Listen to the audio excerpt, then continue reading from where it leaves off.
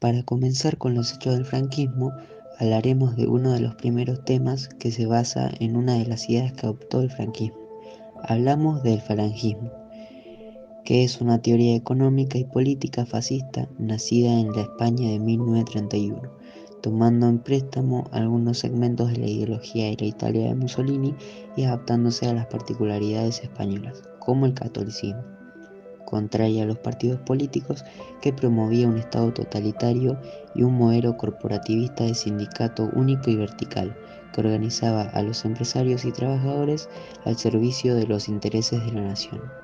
La Falange Española de la Homs hunde sus raíces en 1931, cuando el filósofo zamorano Ramiro Ledesma Ramos y el abogado vallisoletano Onésimo Redondo Ortega fundan la Homs, al unirse al grupo que forman el periódico La Conquista del Estado fundado por Ledesma con las juntas castellanas de actuación hispánica que lideraba Redondo.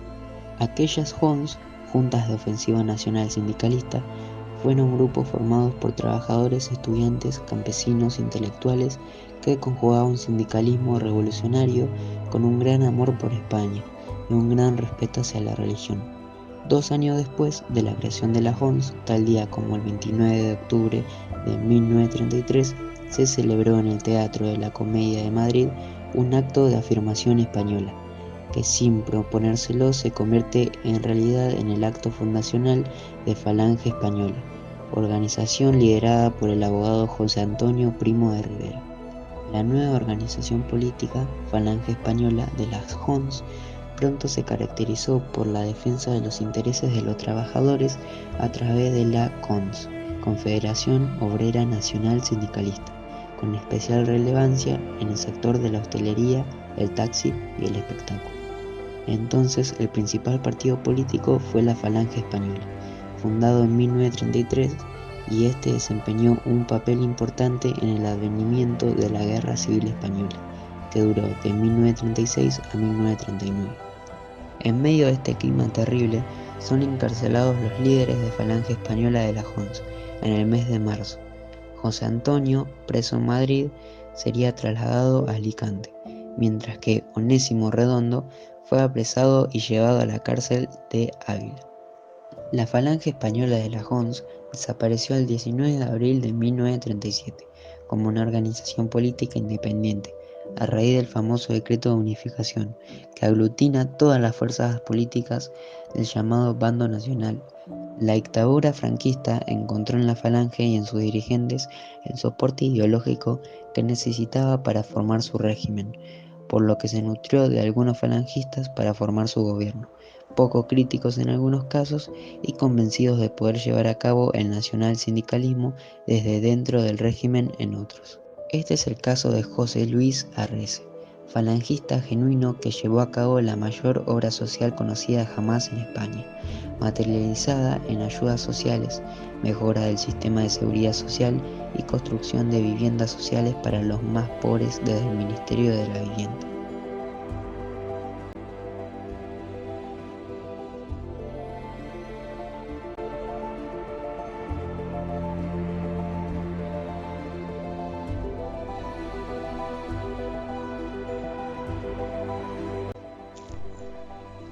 La Guerra Civil Española fue un conflicto bélico desarrollado en España desde el 18 de julio de 1936 hasta el 1 de abril de 1939, entre el bando republicano y el bando sublevado. Fue el resultado de un largo proceso de inestabilidad política, económica y social durante la Segunda República Española. La crisis alimentó la polarización entre izquierda y derecha, en un contexto internacional de crecientes tensiones ideológicas. El detonante de esta guerra fue el intento del golpe de Estado perpetrado por los generales Emilio Mola y Francisco Franco, entre otros, quienes inicialmente solo lograron controlar parte del territorio. Los sublevados ganaron la guerra en 1939 y establecieron una dictadura militar. Causas de la Guerra Civil Española.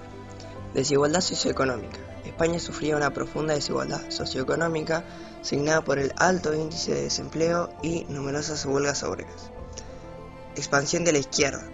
Ante las frustraciones del pueblo, sectores obreros y campesinos se adhirieron a la agenda revolucionaria de izquierda, en sus diferentes vértices, unas moderadas y otras radicales.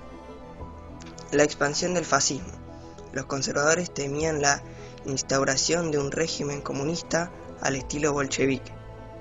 Muchos se resistieron y se afirmaron en el nacionalismo fascista que por entonces crecía en Europa. Preocupación ante la reforma agraria. El gobierno de la Segunda República promovió una reforma agraria cuyos términos despertaron los temores de los sectores afectados y dejó insatisfechos a sus beneficiarios.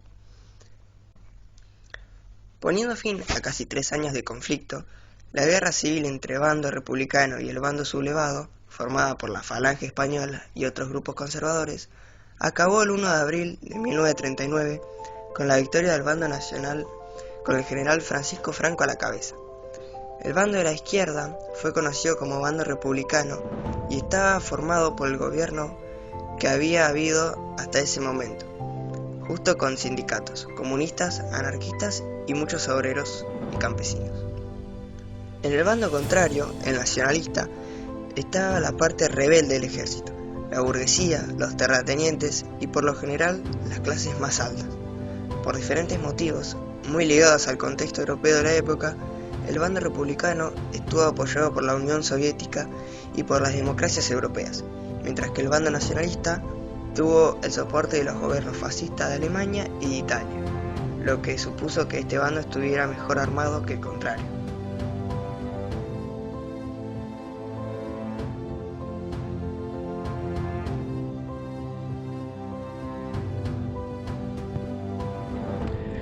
La represión franquista se refiere al proceso de violencia física, económica, política y cultural que sufrieron durante la Guerra Civil Española, que principalmente fueron los republicanos y todo aquel que lo apoyara. Más tarde fueron reprimidos miembros de organizaciones políticas que se oponían al régimen. Durante su mandato hubo aproximadamente 30.000 desaparecidos, 150.000 muertos, 500.000 de internos en campos de concentración, miles de prisioneros de guerra y presos políticos empleados como mano de obra. Los tipos de represión. La dictadura recurrió a lo largo de toda su existencia a los métodos más represivos propios de todo régimen no democrático. La represión ejecutada por el franquismo se extendió a toda la sociedad y puede clasificarse del siguiente modo: las ejecuciones, los asesinatos y desapariciones. Esto incluye las ejecuciones de opositores que eran dictadas por tribunales militares. Las cárceles. Las cárceles eran peores que los campos de concentración debido a que tenían pésima o casi nula atención médica, ni alimento ni medidas básicas. A estas cárceles iban personas consideradas recuperables para el régimen. Los niños robados. El régimen alentó a separar a los hijos de sus madres para ser llevados a otras familias que normalmente apoyaban al régimen. Algo parecido a esto ocurrió durante la dictadura que hubo en Argentina. Los campos de concentración. A estos campos de concentración iban prisioneros de guerra republicanos y todo aquel que lo apoyara, que eran capturados y procedían a hacer un acto de deshumanización con ellos, de modo que les rapaban la cabeza, los obligaban a hacer actos religiosos y los obligaban a escuchar una repetición continua de himnos patrióticos. Las depuraciones. Fue practicada con todos los funcionarios del Estado republicano mediante un proceso de purga con el nombre de depuración. Depuraciones de maestros y profesores. Se expulsó a los profesores de la enseñanza y escuelas pioneras fueron desmanteladas. En su lugar se proponía una educación antiliberal, agresivamente nacionalista española y ultracatólica. La represión laboral. Esta represión fue llevada a cabo con despidos de puestos de trabajo, inhabilitaciones laborales y profesionales, principalmente a opositores del régimen. La represión religiosa. Toda aquella religión que no fuera la católica fueron limitadas al ámbito privado y tenían prohibido manifestarse públicamente. La represión cultural. Esta fue una censura que fue aplicada a la literatura, a la poesía, a las canciones, al arte, al cine y al teatro. Temas en donde podría haber libertad de expresión y podrían expresar su odio hacia el régimen. La represión lingüística. Implicaba la minorización de lenguas de España que no fueran el castellano, como el catalán, el gallego, etc.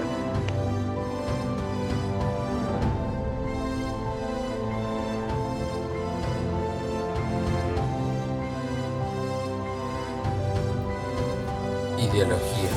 La Guerra Civil Española, como ya sabemos, desembocó en una dictadura de casi 40 años que inició en octubre de 1936. En el mismo momento que Francisco fue revestido de los poderes civiles y militares. Desde octubre de 1936, el general Franco combinó los títulos de jefe de Estado, de gobierno, generalísimo de los Ejércitos Unidos y desde 1937, jefe del Partido Único. Pero Franco no fue el único creador del franquismo. Él contó con el apoyo de las dos instituciones más importantes en el desarrollo histórico de la etapa contemporánea, el Ejército y la Iglesia, así como el del Partido Único, el movimiento nacional montado por el propio Franco, basado en la Falange, el partido fascista y el carlista. A su vez, Franco estaba rodeado por la coalición de fuerzas políticas que lo habían apoyado en el levantamiento contra la República. Franco manipuló hábilmente las rivalidades y oposiciones de ciertas facciones para que ninguna de ellas destruya su poder personal y así imponer su ideología. La ideología de Franco exaltaba una España nacionalista y antimodernista, fundada en particular en la religión católica y el corporativismo. Esta ideología de Franco mucho le debe a la Falange, fundada en 1933 por José Antonio Primo de Rivera en el movimiento del fascismo italiano. Era como una clase de repetición del pensamiento tradicionalista que había seducido a la clase dominante después de la restauración borbónica de finales del siglo XIX. Otras aportaciones completarían esta ideología franquista, como la evolución mítica de un pasado glorioso por el espíritu de la cruzada reconquistada de los reyes católicos, el reflejo antiliberal heredado por el absolutismo de Fernando VII o la hostilidad intensa que inspiraba el marxismo, el libre pensamiento y la masonería en Franco. La propaganda de Franco hacía énfasis en los valores tradicionales, nacionalistas y religiosos, cuyo vértice es el término cruzada, que es su palabra o expresión. El lema franquista es España una, grande y libre, enfatizada en la unidad, grandeza e independencia de España junto a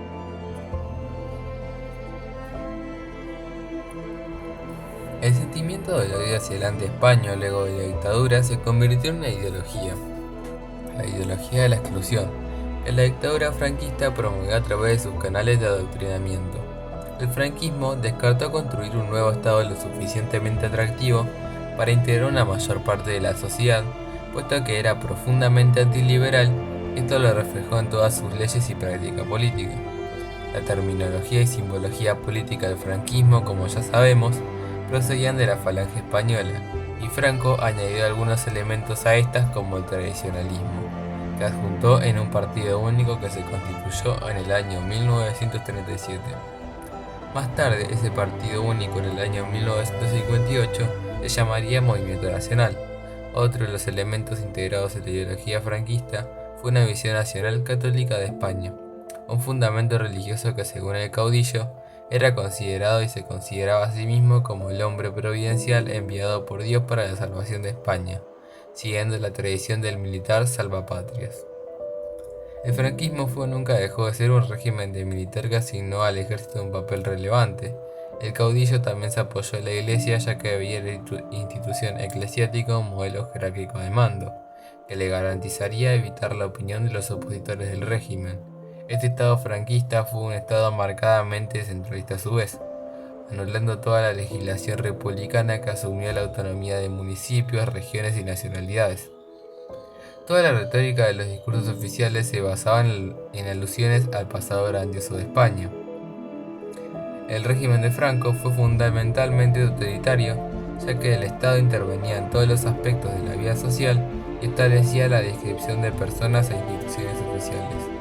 Otro rasgo del totalitarismo era la identificación basada entre la relación entre la nación española, el Partido Único Movimiento Nacional, y el jefe supremo Franco, el caudillo. Es decir, todo el poder y el control y ejecución de lo que ocurría en territorio español estaba bajo el mando de la figura de Franco, por lo cual tenía facultades ejecutivas y legislativas. Por esta razón su poder era totalitario. Resumiendo, las principales características del régimen franquista son el ser antidemocrático, ultraconservador, católico, autoritario y anticomunista. En intencionalidad ideológica del régimen era unar el conservadurismo tradicionalista a través del carlismo, que es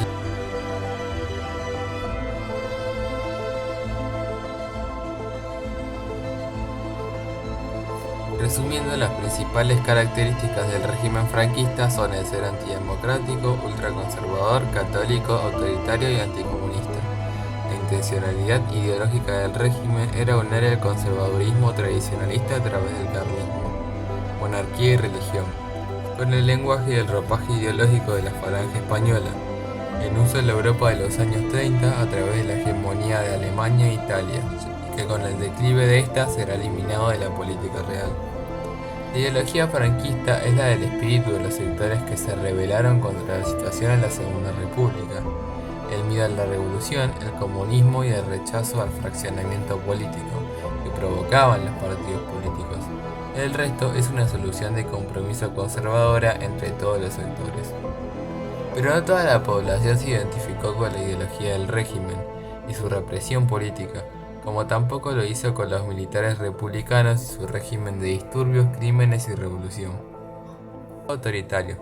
La definición de la naturaleza del Estado nacido de la victoria de 1939 ha suscitado una amarga polémica entre los historiadores españoles. Un régimen autoritario para unos, totalitario para otros, incluso francamente fascista. De todos modos, lo que no está en duda es el carácter dictatorial, antidemocrático y represivo del régimen de principio a fin.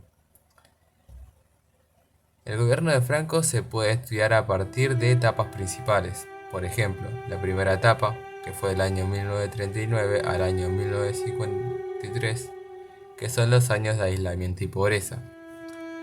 Luego de la guerra civil, España quedó desolada política y moralmente, y una gran penuria económica afectó al pueblo español. Durante el estallido de la Segunda Guerra Mundial en septiembre de 1939, Franco se manifestó neutral debido al estado social y económico de España, pero las ambiciones imperialistas y la necesidad de establecer alianzas beneficiosas hicieron que estableciera pactos con Alemania. Por otra parte, envió a Rusia 18.000 de sus hombres para pelear contra el comunismo. Al finalizar la guerra se creó la Organización de las Naciones Unidas, ONU, pero España quedó excluida, debido a la relación de Franco con el fascismo.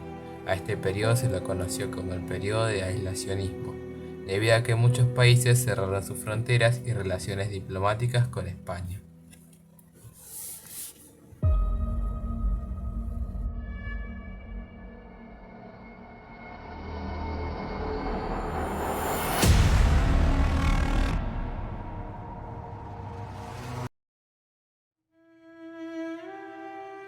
Segunda etapa. Final del periodo de aislamiento exterior, entre 1953 y 1959. La Guerra Fría favoreció a España, porque ubicaba a este país dentro de los países anticomunistas y esto lo acercó a los países occidentales. Con un gobierno renovado y con la llegada de tecnócratas, España entró en una fase económica en la que se firmaron los primeros tratados económicos con embajadores extranjeros, lo que fomentó el crecimiento económico. En 1955, España ingresó dentro de la ONU y recibió de países extranjeros ayuda militar y tecnológica. Con el fin del aislamiento exterior, España se abrió al desarrollo económico, al turismo y a la inmigración. La finalización del franquismo. Franco y los vencedores en la guerra civil pusieron en marcha y consolidaron un estado de terror basado en la jurisdicción militar, en juicios y consejos de guerra. No fueron grupos privados o poderes autónomos los que ejercían la violencia, como ocurrió en Francia o la Italia con la persecución de colaboradores nazis en la inmediata posguerra. El nuevo Estado franquista tuvo desde el principio el monopolio de la violencia, con mecanismos extraordinarios de terror sancionados y legitimados por leyes. Ese sistema procesal levantado tras la guerra mantuvo su continuidad durante toda la dictadura. La dictadura franquista fue sin duda un régimen de terror que violó sistemáticamente todos los derechos humanos, como ocurrió con Videla en 1976. El 18 de julio de 1936, Franco y otros militares se levantaron contra la legalidad de la República, en un golpe de Estado dirigido a reemplazar el régimen democrático por un sistema autoritario de corte fascista, conforme a la realidad ideológica de aquellos tiempos. La república, que empezó con una gran esperanza, tuvo sus errores y sus crisis, y vivió las convulsiones de un tiempo revolucionario que culminó en la Segunda Guerra Mundial. Uno de los mayores errores de la ideología franquista fue su incapacidad para mantener el orden y evitar que el golpe de Estado se convirtiera en una horrible carnicería, que empezó con el asesinato de los civiles de uno y otro bando. La crisis del régimen franquista fue decayendo con el asesinato del principal asesor del caudillo, el almirante Carrero Blanco, a manos de la organización terrorista ETA. En diciembre de 1973, por el mal estado de salud de Francisco Franco y paralelamente por la intensificación de la presión popular y opositora en favor de una transición democrática, en esas condiciones, cuando Franco falleció, casi todos los testigos contemporáneos, ya sean dirigentes del régimen o de la oposición, comprendieron que ya el régimen franquista no daba más con el caudillo muerto, ya que con el comienzo de la década del 70 aumentaron las huelgas, protestas y la oposición política se fortaleció en daño de la salud de Franco, que manifestaba un profundo deterioro. A comienzos de la década del 70, el malestar social respecto del régimen franquista, sumado a la condena internacional por los crímenes y abusos cometidos en las últimas 4 décadas, comenzaron a resquebrajar el poder del franquismo. A esto se le sumaron los problemas de salud que aquejaban al líder, principalmente el mal del Parkinson, por lo cual, anteriormente en sus primeros años de gobierno, Franco había prometido a Juan de Borbón restablecer la monarquía española. Tiempo después, en 1969, y al ver cercano al fin del franquismo, Franco propuso al trono a Juan Carlos, hijo de Juan Borbón, con quien tenía una estrecha relación desde los 10 años. Así, el 20 de noviembre de 1975, al morir Francisco Franco, asumió el poder el rey Juan Carlos I. Entonces, el 20 de noviembre de 1975, llegaba a su fin el régimen franquista.